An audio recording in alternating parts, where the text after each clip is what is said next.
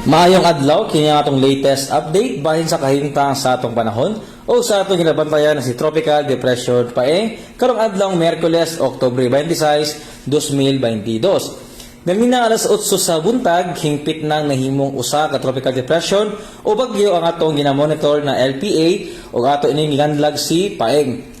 As of alas 10 sa buntag, ang sentro ni Tropical Depression Paeng anaan himutang 865 kilometers silangan sa Eastern Visayas. Aduna kini maximum sustained winds o kusgon sa hangin na moabot sa 45 kilometers per hour do sa iyang sentro. Ug ang gustiness o mga kalit na paghuros sa hangin mukabat sa 55 kilometers per hour. Hinay kini karong gairog pakasadpan amihanang kasadpan o west-north-westward.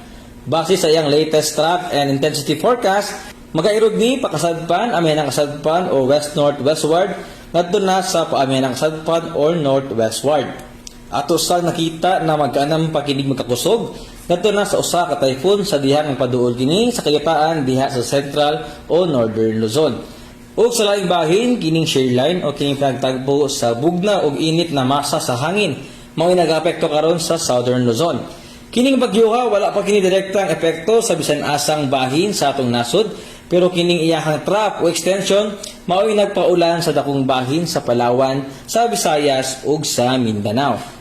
Patayon ta mag-monitor sa atong mga gipang-issue ng mga rainfall advisories o guban pang rainfall warnings. Para sa dugang impormasyon, bisita atong official website bagondatpag-asa.dost.gov.ph ug ingon man sa atong mga official social media accounts.